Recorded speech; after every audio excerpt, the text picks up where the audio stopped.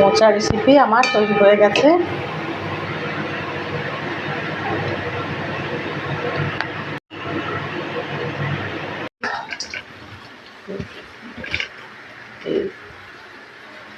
মোচার এগুলো বার করে রাখছি, পরে এগুলোর ভেতরে কাঠিগুলো আছে এগুলোকে বার করে ফেলে দেবো। এগুলো বার করে ফেলে নিয়ে কুচি কুচি করে কাটবো। কাটার পরে মোচাটা আমি রান্না করবো। আছে কিছুটা মোচাকে ভালোভাবে কেটে আমি সেদ্ধ করে রেখেছি। কিছুটা আলুও সেদ্ধ করে রেখেছি। জিরে কাঁচা লঙ্কা বাটা দিয়ে একটু সেন্ট বেরিয়ে গেলে আমি ওর মধ্যে আলুটা দিয়ে দেবো। আলুটা দিয়ে কষানো হলে ওর মধ্যে আমি মোচাটা দিয়ে দেবো। সুন্দর মোচাটা রেডি করে ফেললাম বন্ধুরা।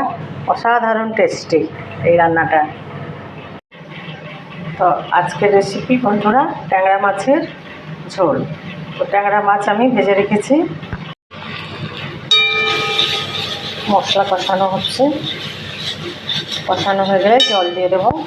মাছের ঝোল রেডি হচ্ছে, ঝোল ফুটে গেছে বন্ধুরা। পাঁচমেশালি সবজি রান্না করছি, প্রায় হয়ে এসছে বন্ধুরা।